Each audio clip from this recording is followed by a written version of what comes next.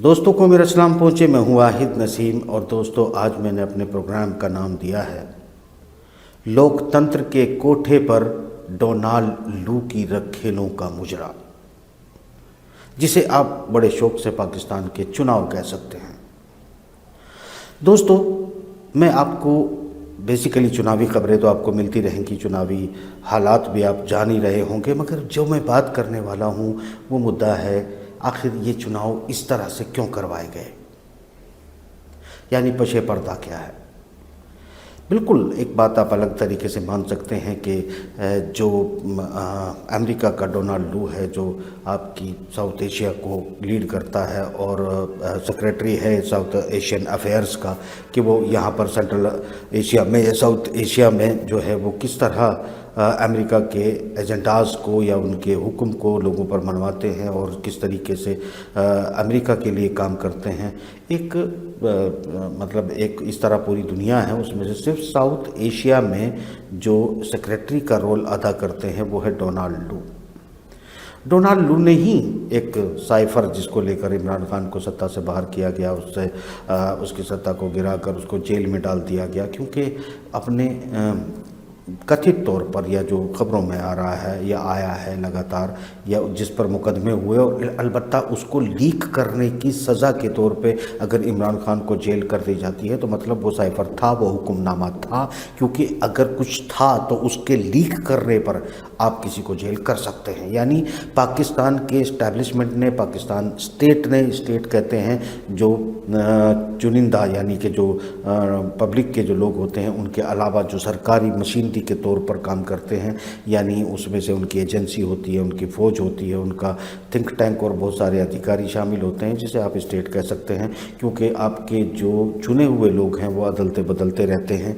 लोकतंत्र के इस मामले में दुनिया के लोकतंत्र को लोकतंत्र कह सकते हैं, मगर पाकिस्तान के लोकतंत्र को मैंने कोठा इसलिए कहा है क्योंकि जिस तरीके का नचनिया नाच यहाँ की फ़ौज और यहाँ की एजेंसियों ने खेला है, मेरे ख्याल से दुनिया में इसकी नज़ीर नहीं मिलती कि इस तरह कोई अपनी आवाम के साथ कोई कैसे कर सकता है।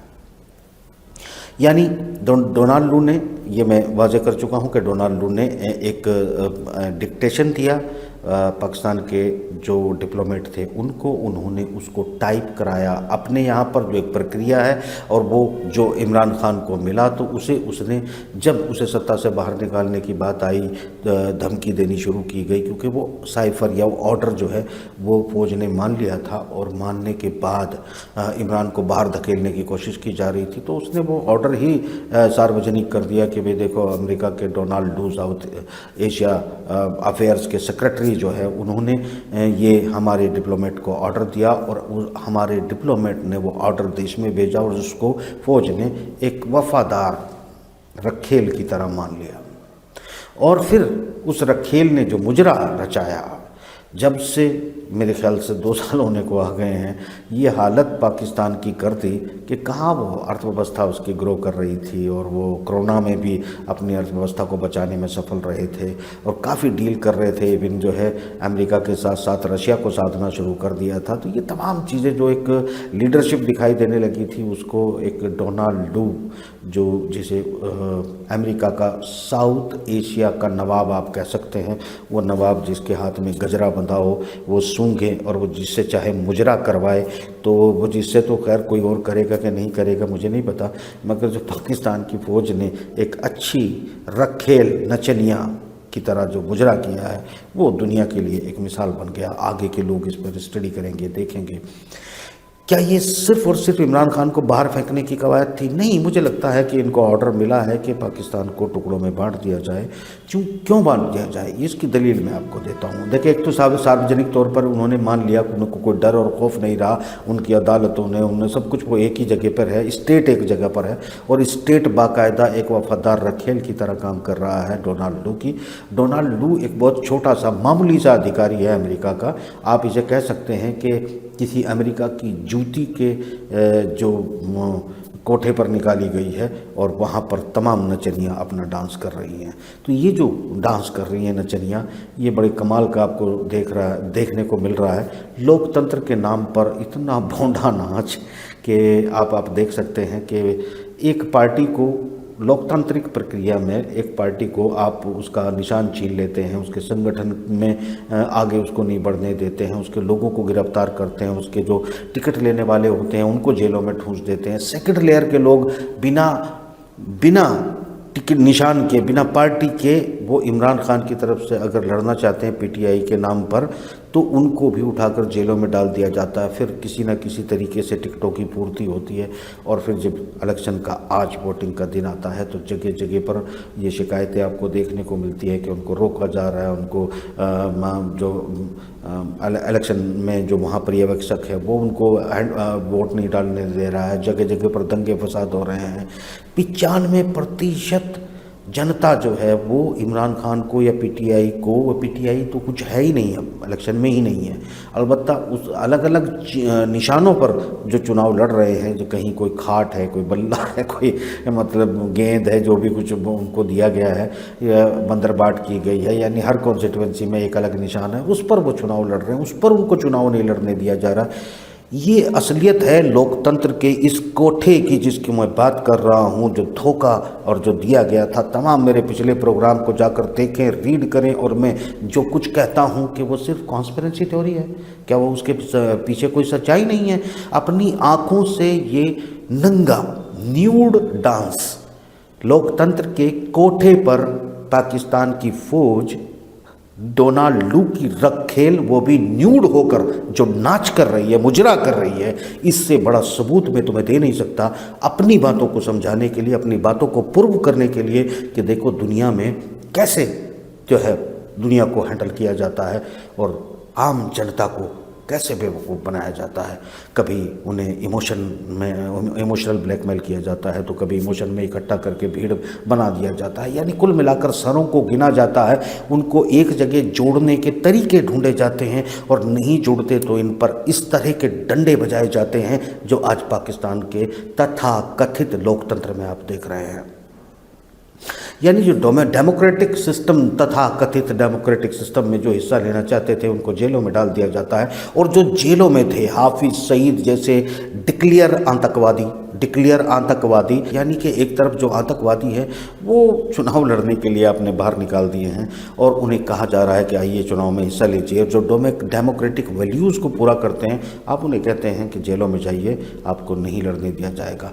यानी किसी एक पूरी पार्टी को जो तकरीबन 50% से ज़्यादा शेयर होल्डिंग करती है वोटिंग में, जबकि सर्वे बता रहे हैं कि 95% से ज़्यादा लोग इमरान खान की पार्टी को वोट करना चाहते हैं, मगर उनको वोट नहीं करने दिया जा रहा। तो फिर इस वोटिंग सिस्टम की ज़रूरत क्या है? इतना दुनिया में एक्सपोज करके आखिर क्या मजबूरी है डोनाल्ड लू की रखेलों का कि वो जो है लोकतंत्र की इस एक ऐसी तस्वीर दुनिया के सामने पेश करना चाहते हैं कि लोकतंत्र कुछ है ही नहीं। आखिर स्टेट चाहे तो जो चाहे वो कर सकता है, जिसे चाहे वो नचा सकता है, जिसे चाहे वो मार सकता है, जिसे चाहे चुनाव लड़ने दे, जिसे चाहो न चुनाव न लड़ने दे, जो चाहे पत्रकारिता करे, जो चाहे जो डब्बे बंद करा दिए जाए, या फिर जो पत्रकार हैं मजबूरी में उन्हें वो तमाम भाषाएं बोलनी पड़े जो वहाँ का स्टेट चाहता है। यानी डोनाल्ड लू की रखेल जो चाहती है वही उसके घुंघरुओं पर सभी पत्रकारों से लेके फौज से लेके आम आदमी तक डांस करना पड़ेगा। अगर यही लोकतंत्र है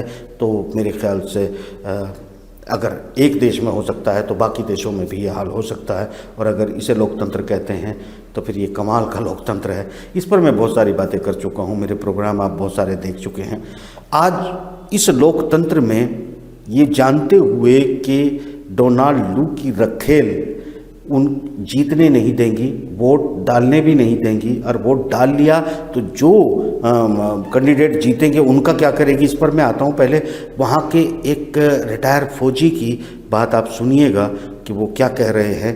ऑफिशियल आदमी था, उसने करेंगे अगर आप नवाज शरीफ या जरदारी या इन लोगों को वोट देंगे, आप अमानत में खयानत करेंगे।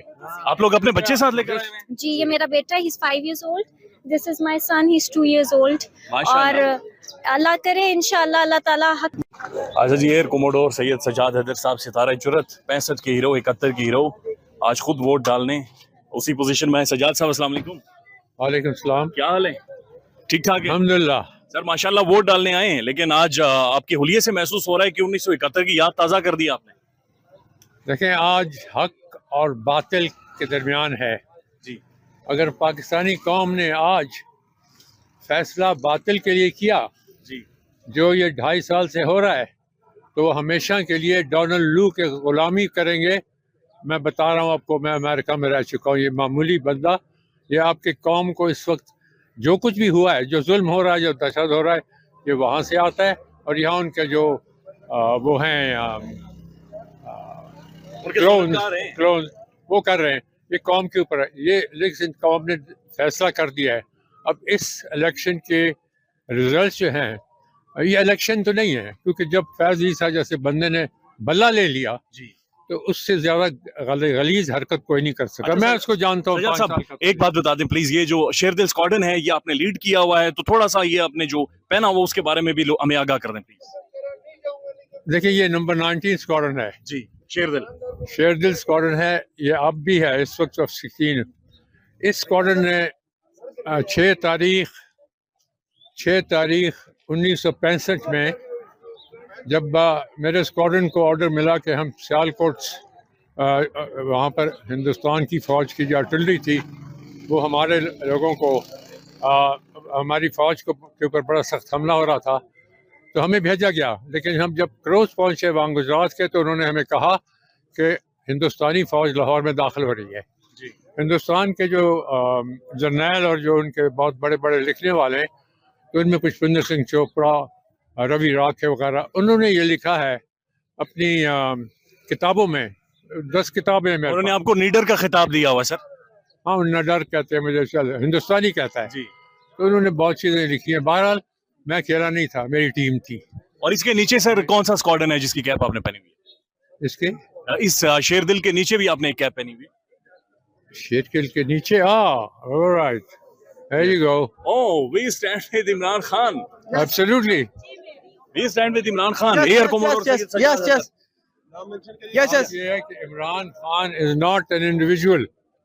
Imran Khan is a phenomena. He is an idea. He is an idea जो कहता है कि मैं तो पैदा हुआ हूँ गुलामी के वक्त में, मैं तो 1932 से मैं देख रहा हूँ। आपको ये समझना चाहिए कि ये गुलामी जो है ये हमारे खून में रसी हुई है, और इससे जब निकलेंगे तो तब हमारी हमें रोशनी तब नज़र आएगी जब हम कुरान और सुन्नत, अल्लाह रसूल की अताअत वाली कौम। इस वक्त हम सिर्फ सरज़मीन है जो अल्लाह ताला ने दी है, हम कौम नहीं है, बिल्कुल। आपकी पर्ची भी मेरे ख्याल में आ गई है सजाद साहब। कभी नहीं दिखाई। आज इनका मौका है, अगर तुमने गुलामी से निकलना है, वरना ये खाली इनकी गुलामी नहीं, ये जो कुकड़ वगैरह, ये काकड़ वगैरह, या नवाज शरीफ और ये जरदारी, इन लोगों को अगर लोग नहीं पहचानते, इन लोगों को अगर नहीं समझते लोग कि इन्होंने इस मुल्क के साथ कितना जुल्म किया है। 92 साल जिंदगी में सर ये कितना बड़ा दिन है आपके लिए आज? 92 साल जिंदगी में आपने दुनिया देखी है, आपने जंगें देखी हैं, आपने बहुत कुछ देखा है। आज कितना बड़ा दिन है आपकी जिंदगी का?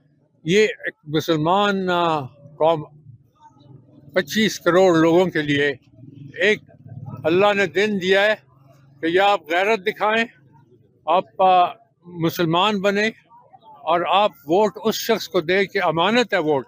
जैसे कि सूरह अबाबील, सूरह फील में अल्लाह ने कहा, भेजा था ना बराहा के खिलाफ, तो ये आप समझें कि इस वक्त ये कौम जो है ये बराहा इसको कब्जे में रखी हुई है।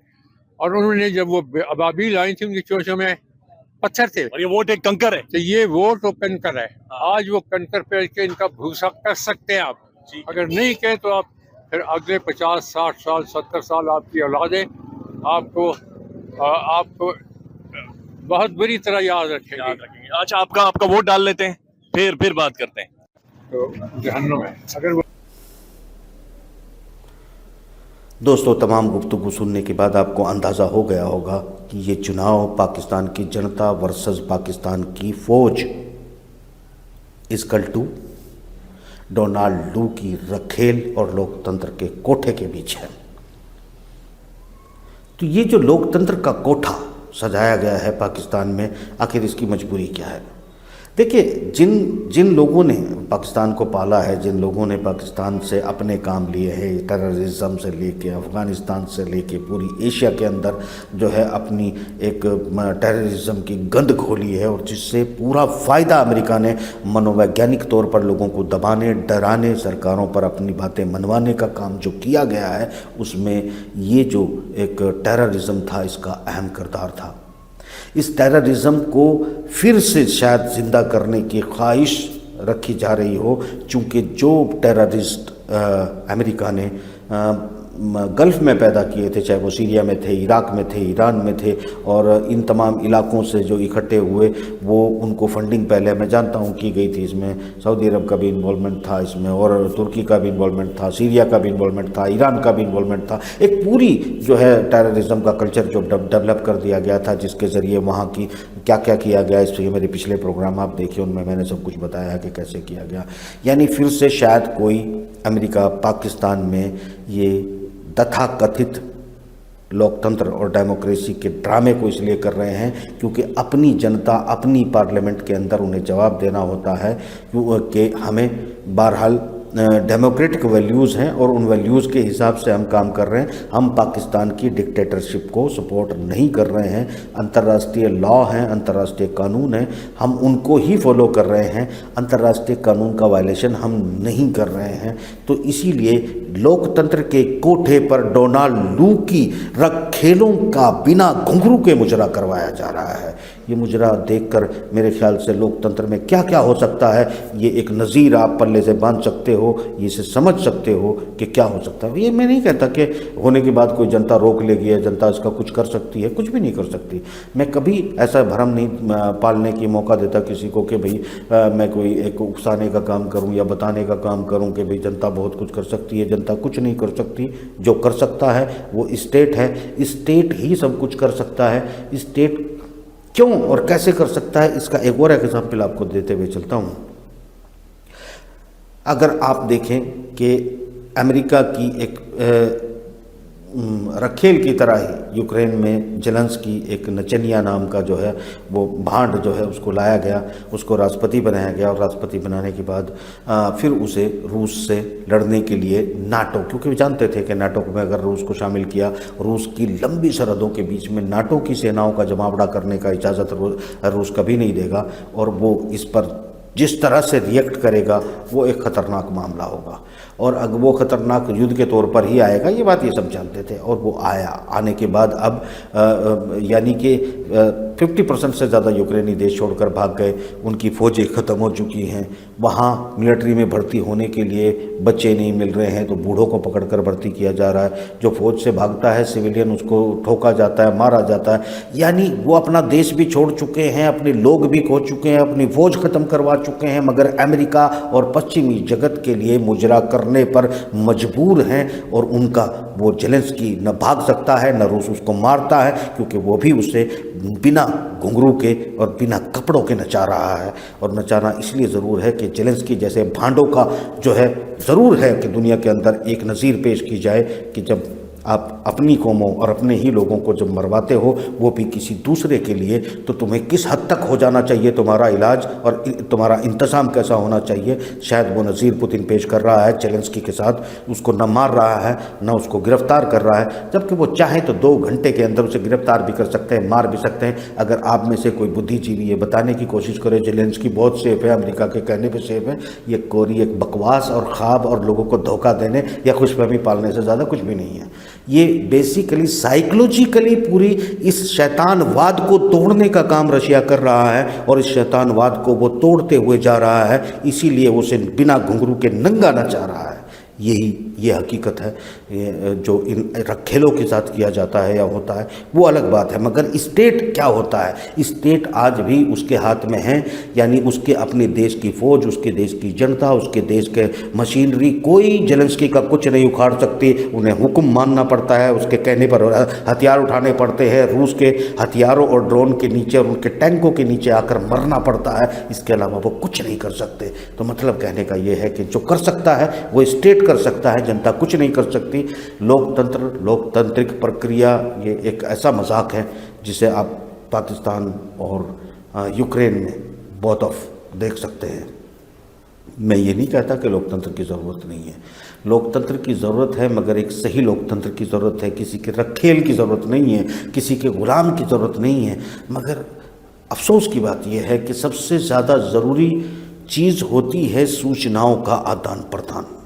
सूचनाओं को ऐसे हैंडल किया जाता है कि वो जैसे चाहते हैं सूचना 99.9% लोगों के पास वो पहुंचती है जो डोनाल्ड लू जैसे लोग चाहते हैं या उनके मालिक चाहते हैं।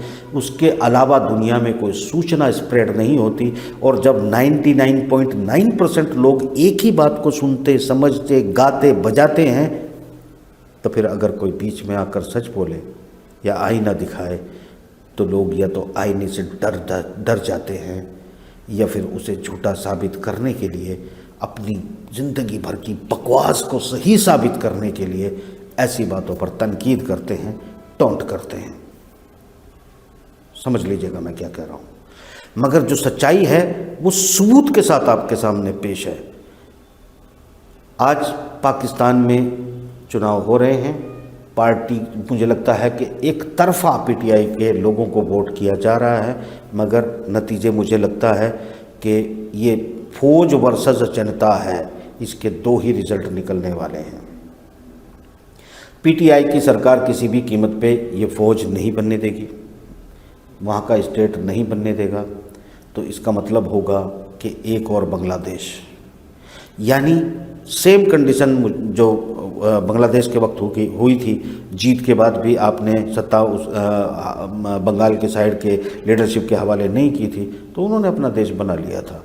आज भी जो सिचुएशन बन रही है वो सीधी सीधी है कि ये अगर पीटीआई सत्ता में आएगी तो उसके हाथ में बहुत कुछ हो सकता है, और अगर वो बहुत कुछ हो सकता है तो फिर इसका मतलब ये है कि फ़ौज के या डोनाल्ड लू के उस तमाम निज़ाम को तोड़ा जा सकता है। मुमकिन नहीं लगता जब तक कोई बहुत बड़ी पावर इसमें शामिल ना हो जाए। पाकिस्तान की जनता अब जीत कर भी पीटीआई को सत्ता तक नहीं ले जा सकती।